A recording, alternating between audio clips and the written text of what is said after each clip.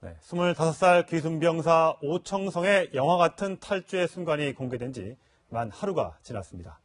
당시에 긴박했던 상황을 키워드를 통해 정리해 보겠습니다. 네, 이일우 자주국방 네트워크 사무국장 정민우 전 북한군 중대장과 함께 얘기 나눠보겠습니다. 네, 안녕하세요. 어서 오세요. 네, 그럼 첫 번째 키워드부터 보시겠습니다. 네, 바로 낙엽입니다.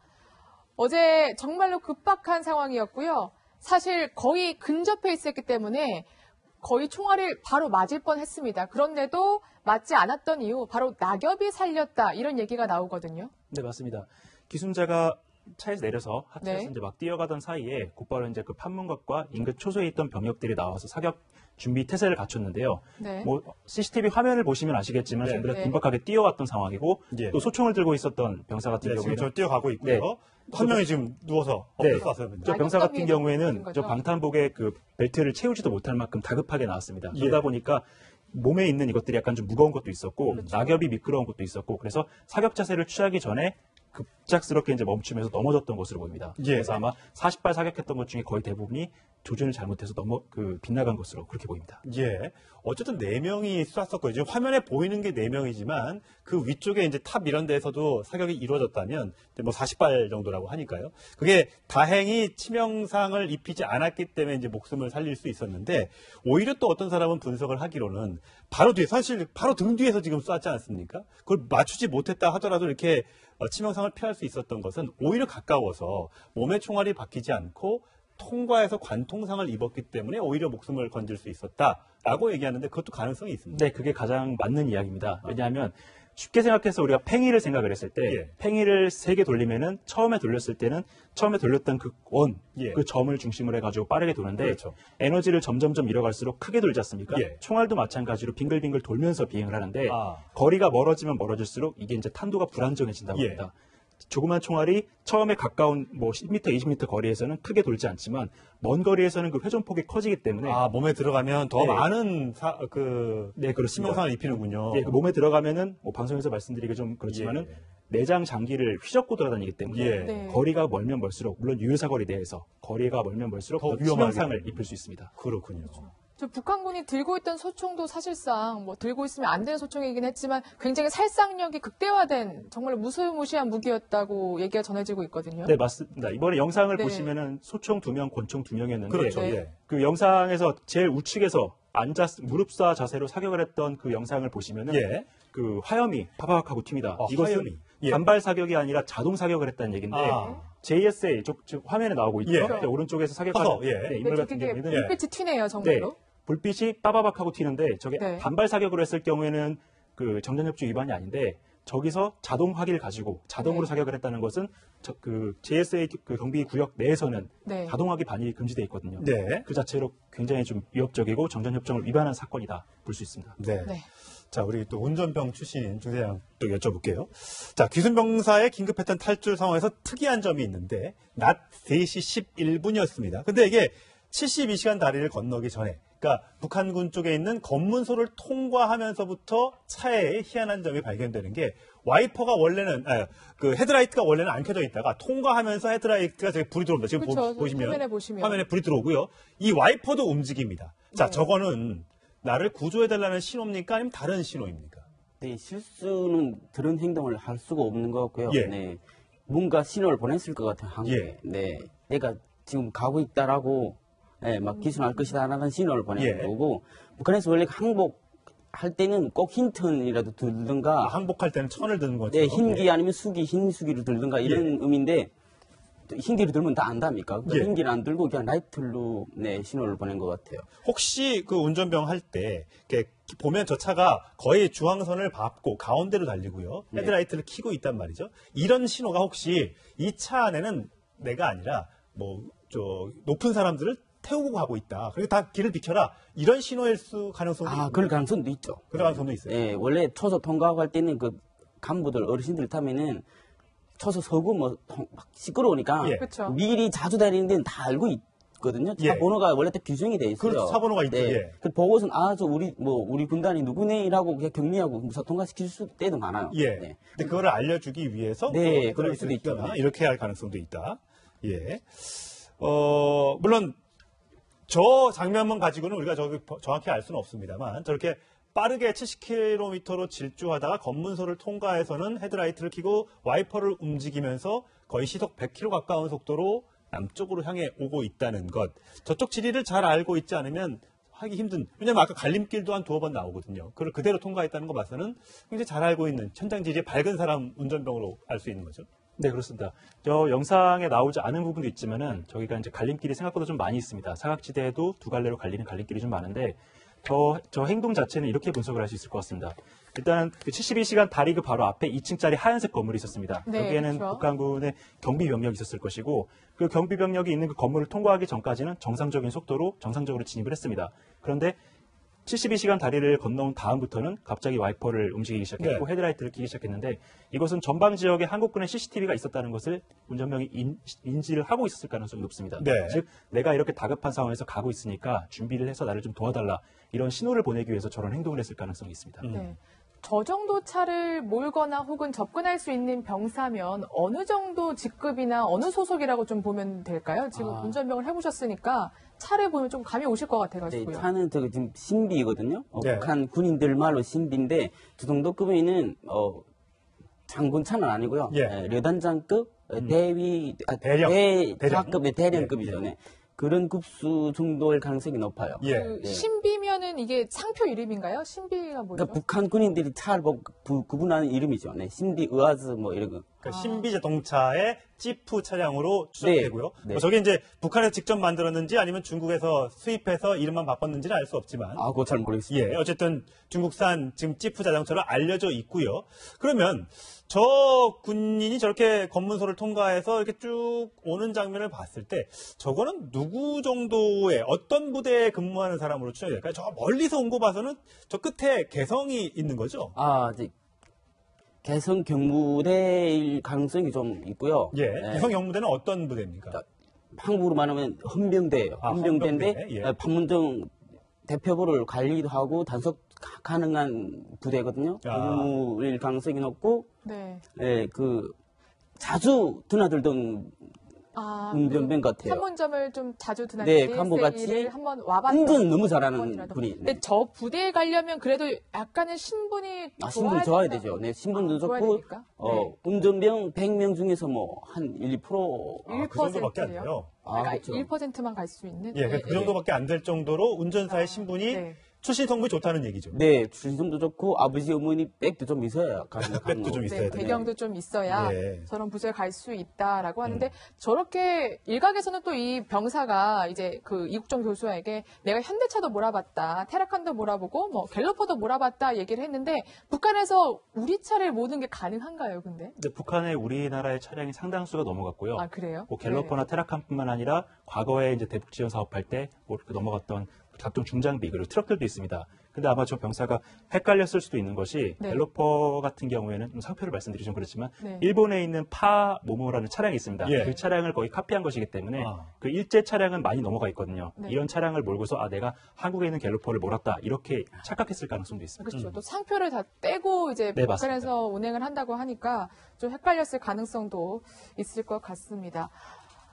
네. 저 중국산 지프 말고요. 그 뒤에 차가 한 대 더 오거든요. 그러니까 저 모델 말고 한참 지나서 군 부대들이 김일성 그 서명이 되어 있는 그 비석 앞에 모여 있고 난 뒤에 그리고 저렇게 지금 움직이잖아요. 저렇게 북쪽으로 지금 움직이고 있는데 그 뒤 이어서 차가 한 대 들어올 겁니다. 지금 네. 저 차. 네, 북한 병사가 남하한 후에 이제 예. 등장한 저 차량이죠. 차도 지금 봤을 때는 뒷모습만 보이고 멀리 보이기 때문에 누구 차인지는 모르겠습니다만 굉장히 저기 뛰어가고 하는 거 봤을 때 높은 사람이 탔던 것 같아요. 그러니까 경무대 아까 경무대가 맞다고 한다면 경무대에 높은 사람이 와서 저의 뭔가 보고를 듣고 이제 뿔뿔이 흩어지는 그 모습을 좀 볼 수 있는 것 같거든요. 근데 저 차의 종류는 모르겠습니다만 앞서 우리 오창성 병사 타고 왔던 차보다는 조금 더 크고 조금 더 좋아 보이는 차로 보입니다. 네, 저쪽 산악 펜치라고 하는데 군인들이 예. 산악 벤치요. 산악 펜치라고 해요. 그러니까 네. 산에도 달릴 수 있고 고가 높아요, 바퀴하고. 예. 거기가 뭐 급하게 보고 받았으니까 예. 네, 비상소식 걸릴 거는 뭐 워낙 당연하겠죠. 하고, 예. 네, 다 비상소식 걸리고 비상소식 뭐 지휘할 창조가 있어야 될까? 예, 그러니까 위에서 내려온 거거든요. 아. 제일 가까운 근처에 제일 지휘관이에요. 예, 제일 높은 지휘관이. 예. 차가 등장하니까 그 북한 병사들이 바짝 긴장하면서 저 차를 향해서 막 달려가는 모습이 보이거든요. 그렇기 때문에 판문점 뭐 대표부 차량이 아닌가. 라는 얘기도 있었습니다. 네. 판문점 대표부의 대표가 현재로서는 박림수 소장이라고 하네요. 소장이면 별이 하나요. 북한에서는 하나입니다. 하나. 우리나라는 이제 두 개인데. 두 개인데 예. 근데 지금 저 차량을 보면은 북한군이 일반적으로 사용하고 있는 집차하고는 약간 좀 그 형태면에 좀 차이가 있습니다. 우리 일반 보통 타는 SUV 같이 생겼는데. 네, 맞습니다. 일반 상용 SUV처럼 생겼는데 북한군이 가지고 있는 그 군용 차량 같은 경우는 아까 중대장님은 더 많이 보시고도 잘 아시겠지만은 뭐 러시아제 우아즈 지프도 있고 우아즈 네. 지프를 중국에서 카피한 BJ2020이라는 차량도 있고 여러 종류가 있습니다. 근데 거의 대부분 저 영상에 나온 것처럼 저렇게 차체가 길진 않습니다. 아마 민수형 차량일 것 같은데 우리 군도 지금 민수형 차량 일부를 군용으로 사용하고 있지 않습니까? 그렇기 때문에 판문점 대표부에 있는 어떤 지휘관 근데 저는 저게 이제 그 긴급 사태에서 출동한 현장 지휘를 위한 그런 지휘관이 타고 있을 것으로 예상이 되고 있기 때문에 뭐 장성급은 아닐 거고 아마 중자에서 대자급 지휘관이 타고 있는 그런 지휘관용 차량이 아닐까 추정이 됩니다. 그렇군요. 저기 등장하는 뭐 병사만도 15명인데 이렇게 면면을 하나씩 보면 방탄복도 입고 완전 무장한 병사들도 있거든요.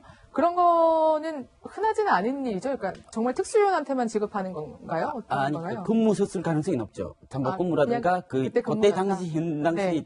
근무를 썼을 가능성이 높죠. 근무성은 100% 완전 무장이거든요. 네, 나머지 그렇군요. 군인들은 완전 무장 아니잖아요. 예. 네. 자, 우리가 이 CCTV를 이렇게 생생하게 볼 수 있었던 것. 우리 초소에 설치되어 있던 CCTV가 너무 깨끗하게 여러 각도를 비춰주면서 우리가 이런 화면을 지금 볼 수 있는 거 아니겠습니까? 저희가 이제 CCTV가 어디 설치되어 있는가를 좀 말씀을 좀 드리겠는데 화면에 나오는 것처럼 저 빨간색으로 표시된 게 이제 지나온 경로를 보여드리는 거고요. CCTV라고 써 있는 왼쪽에 화면 중간에 있는 저게 이제 우리 쪽에 있는 첨탑의 꼭대기에 붙어 있는 CCTV라고 합니다. 네, 저 첨탑이 세워진 것도 유래가 있다면서요? 저 첨탑이 과거에는 여기 뭐 영상을 보시면 아시겠지만은 저 동동 경비구역 내에 나무가 너무 많이 있습니다. 예. 숲들도 굉장히 많기 때문에 과거에는 건물에만 주로 이제 CCTV를 설치를 해가지고 감시를 했는데 예. 사각지대가 너무 많다, 보이지 않는 곳이 너무 많다라는 지적이라서 높은 70m 정도의 높이에다 CCTV를 세우고 네. 이 CCTV도 일반적인 CCTV가 아니라 동작 감시 카메라라고 해서 주 야간으로 해서 어떤 움직임이 포착이 되면은 곧바로 그쪽으로 화면이 돌아가게 돼 있습니다. 경보 자동입니까? 아니면 수동으로 자동입니다. 하는 겁니까? 자동입니다. 아. 그래서 저런 화면에서는 우리가 그냥 저렇게만 보이는데 예. 실제로 작전하는 그 상황병들이 보는 그 화면에는 이게 따라 움직이잖아요. 네, 빨간색 점들이 막 움직이면서 어떤 것이 움직이고 있다라는 것을 실시간으로 보여주면서 사람일 수도 정보를 있고 줍니다. 차일 수도 있고 하니까요. 예, 동물일 수도 있고 심지어 뭐 바람 때문에 나뭇가지가 심하게 움직이면 그것도 보입니다. 그래요? 그런 식으로 움직이는 모든 것을 포착할 수 있기 때문에 그래서 저렇게 넘어오는 과정부터 피격된 상황까지 전 과정을 우리 군이 지켜볼 수 있었던 겁니다. 그렇군요. 저는 굉장히 생생해서 놀랐는데 이제 유엔사가 어제 CCTV를 공개하면서 굉장히 긴 분량이었는데 어제 공개한 거는 한 7분 분량이었단 말이죠. 근데 이거를 아무래도 보안 때문에 조금 동영상을 잘라서 편집해서 예. 보여줬던 얘기도 있고요. 맞습니까? 네, 그랬을 가능성이 아주 높습니다. 네. 일단 우리가 감시를 하고 있다는 것은 북한군이 알고 있는데 예.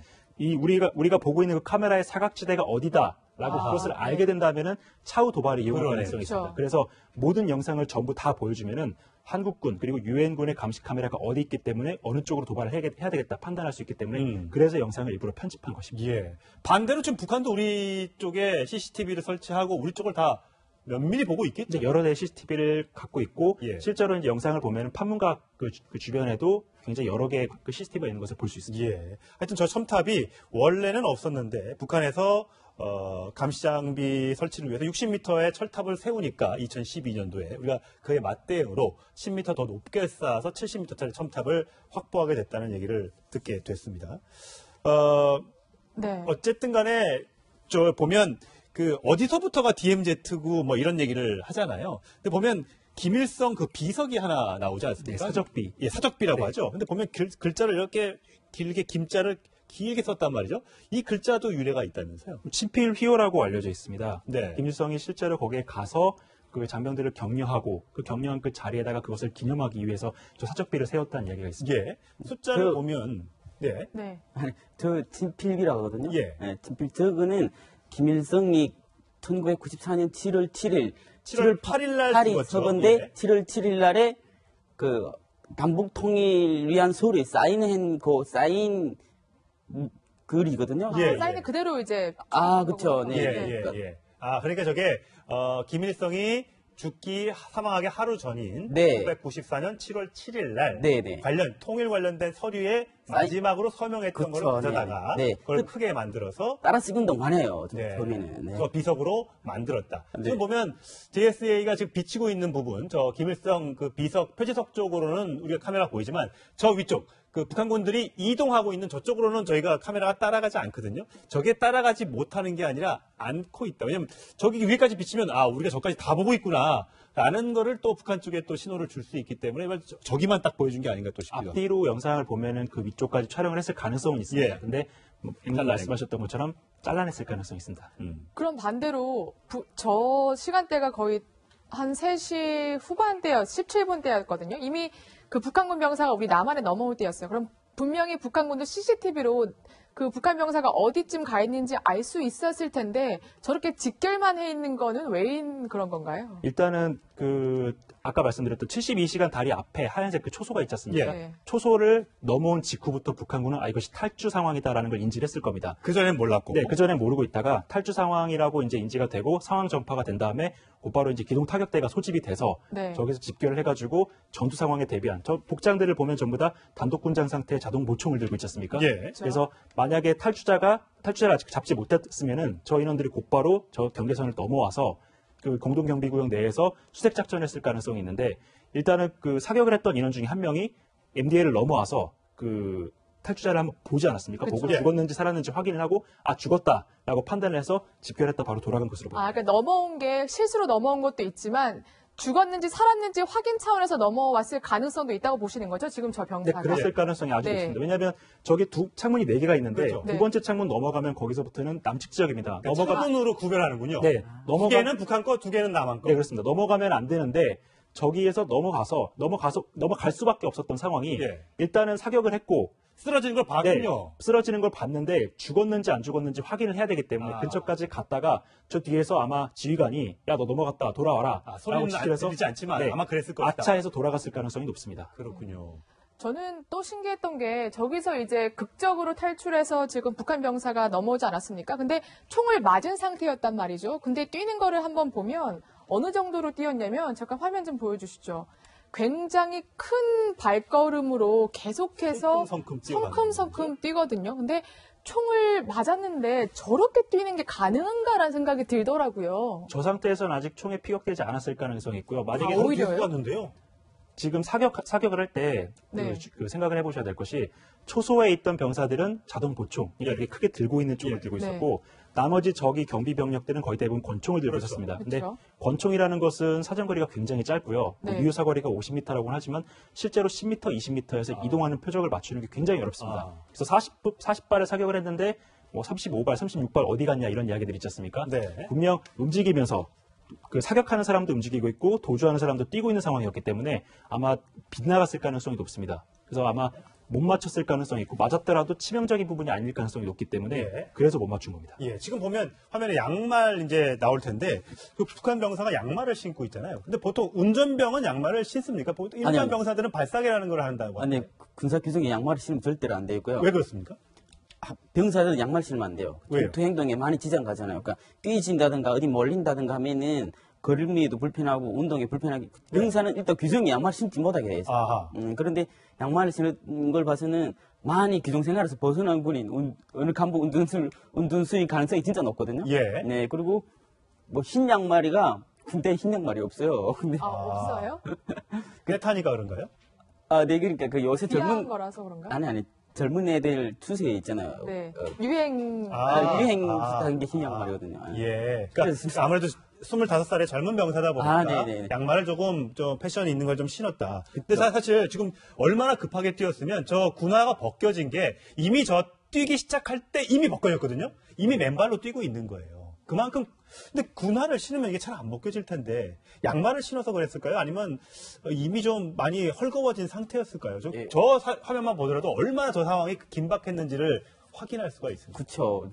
내 같아도 저 총 맞아도 그냥 들 것 같아요. 예. 네, 그럼 뭐 잡히면 어떻게 되는지 아니죠. 예. 네. 뭐 여러 가지 전쟁사에 보면 큰 부상을 입고도 정말 뭐 머리에 치명상을 입고도 막 몸이 뛰어가고 있는 것도 보고된 적이 있어서 저 아마 이 오창성 병사의 이 정신력이 저런 긴급한 상황에서 도망을 갈 수 있게 귀순할 수 있게 한 용기를 줬지 않나 싶습니다.